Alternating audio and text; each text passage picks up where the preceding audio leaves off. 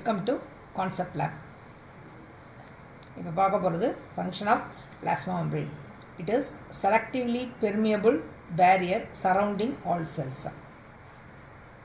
It is primary function is to protect the cell by controlling the movement of nutrient, ions and waste in and out. The plasma membrane ஓட function என்னன்னா இது வந்து selectively permeable barrier, அதாவது செல்லை சுற்றி இருக்கிற அந்த permeable barrier தான் என்னது பிளாஸ்மா மெம்பரேன்ங்கிறது. இது என்ன பண்ணும், செல்லை வந்து ப்ரொடெக்ட் பண்ணும். எப்படி? Controlling the movement of nutrient movement, அடுத்தது அயான் அண்ட் வேஸ்ட் இப்போ செல்லில் மெட்டபாலிசம் நடந்து அதில் தேவையில்லாத ஒரு பொருளை வெளியில் அனுப்புறதுக்கு, இல்லை தேவையான அந்த நியூட்ரியண்ட்டை செல்லுக்குள்ளே கொண்டு வர்றதுக்கு இது யூஸ் ஆகும். It is also facilitate cell communication, maintain cell shape. இது வந்து என்ன பண்ணும், செல்லை வந்து கம்யூனிகேட் பண்ணுறது, ஒரு செல்லுக்கும் அடுத்த செல்லுக்கும் இடையில் கம்யூனிகேட் பண்ணுறது இந்த பிளாஸ்மா மெம்பரேன் தான். அப்புறம் மெயின்டைன் தி செல் ஷேப்பு இதுதான் மெயின்டைன் பண்ணுது. அடுத்தது செலக்டிவ் பெர்மியபிலிட்டி அப்படின்னா regulate the passage of substrate like oxygen and carbon dioxide to keep the internal environmental stable. அதாவது இன்டர்னல் செல்லுக்குள்ளே இருக்கிற அந்த என்விரான்மெண்ட்டை ஸ்டேபிளாக வச்சுக்கிறதுக்கு இந்த பிளாஸ்மா மெம்பரேன் வந்து ஹெல்ப் பண்ணும். அதுக்கு பேர் ஹோமோஸ்டாட்டிஸ். ஸ்டேபிளாக இருக்கிறதுக்கு பேர் ஹோமோஸ்டாட்டிஸ். அடுத்தது barrier and production. Physically isolate the cytoplasm from the harsh external environment.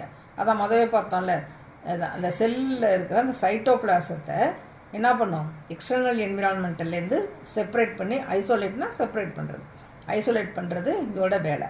அடுத்தது cell signalling and communication. Receptor protein on the surface bind to the chemical மெசஞ்சருக்கு எக்ஸாம்பிள் வந்து hormones. To trigger cellular response. அதாவது இந்த செல் membrane அந்த சர்ஃபேஸில் இந்த ரெசிப்டார் protein வந்து find ஆகிருக்கும். இது வந்து என்ன பண்ணும், கெமிக்கல் அந்த சிக்னலிங்லாம் வந்து என்ன பண்ணும், இதுதான் ட்ரான்ஸ்ஃபர் பண்ணுறது. ரெசிப்டார்னால் வாங்கிக்கிறது, ப்ரோட்டீன்ஸ் ப்ரெசண்ட் ஆகியிருக்கும், அந்த செல் சிக்னலை வந்து அப்சர்வ் பண்ணி என்ன பண்ணும், செல்லுக்குள்ளே நம்மளுக்கு கொடுக்கும். அதான் இதோட ஃபங்க்ஷன், ஒரு ஃபங்க்ஷன்.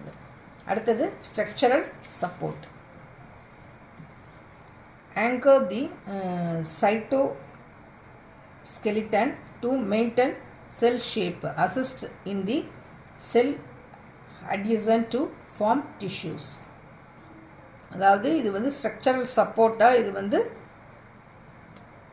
யூஸ் ஆகுது இந்த பிளாஸ்மா மெம்பரேன். அப்புறம் மெயின்டைன் த செல் ஷேப்பு, அது ஒரு செல்லுக்கு வந்து ஒரு ஷேப்பை கொடுக்கறது இந்த பிளாஸ்மா மெம்பரேன் தான். அடுத்த transport mechanism. Mediated bulk transport of material into the cell and out of the cell. அதாவது உள்ளே வர்றது, டிரான்ஸ்போர்ட் த மெட்டீரியல்ஸாக சப்ஸ்டன்ஸு, நியூட்ரியன்ஸாக இருக்கட்டும், இல்லை gas, carbon dioxide, oxygen, அது மாதிரி அந்த சப்ஸ்டன்ஸை உள்ளே கொண்டு வர்றது, அதான் டிரான்ஸ்போர்ட் மெக்கானிசம்ங்கிறது. அதுக்கு உள்ளே வர்றதுக்கு பேர் endocytosis. And out of the செல்னால் எக்ஸோசைட்டோசிஸ், வெளியில் கொண்டு போகிறது, செல்லில் இருக்கிற அந்த தேவையில்லாதெல்லாம் வெளியில் கொண்டு போகிறது, அதுதான் எக்ஸோசைட்டோசிஸ். எல்லாமே இந்த பிளாஸ்மா மெம்பரேன் மூலயமா தான் நடக்கும். அடுத்தது membrane potential. Maintain electrical gradient required for nerve impulse and muscle contraction. இது வந்து என்ன பண்ணும், மெம்பரேன் பொட்டன்ஷியல் என்னத்தை மெயின்டைன் பண்ணுமோ அந்த எலக்ட்ரிக்கல் கிரேடியண்ட்டை வந்து மெயின்டைன் பண்ணும். ஃபார் எதுக்காக, நர்வ் இம்பல்ஸை, நர்வ் வந்து என்ன பண்ணும், இம்பல்ஸை வந்து என்ன பண்ணும், ட்ரான்ஸ்ஃபர் பண்ணும். அண்ட் மசில் கண்ட்ராக்ஷன் அப்படின்னா மசில் வந்து சுருங்கி விரிகிறது தான் மசில் கண்ட்ராக்ஷனுங்கிறது. அதுக்கும் இந்த செல் மெம்பரேன் தான் வந்து ஹெல்ப் பண்ணும். இந்த வீடியோ பிடிச்சிருந்துச்சுன்னா லைக் பண்ணுங்கள், சப்ஸ்கிரைப் பண்ணுங்கள்.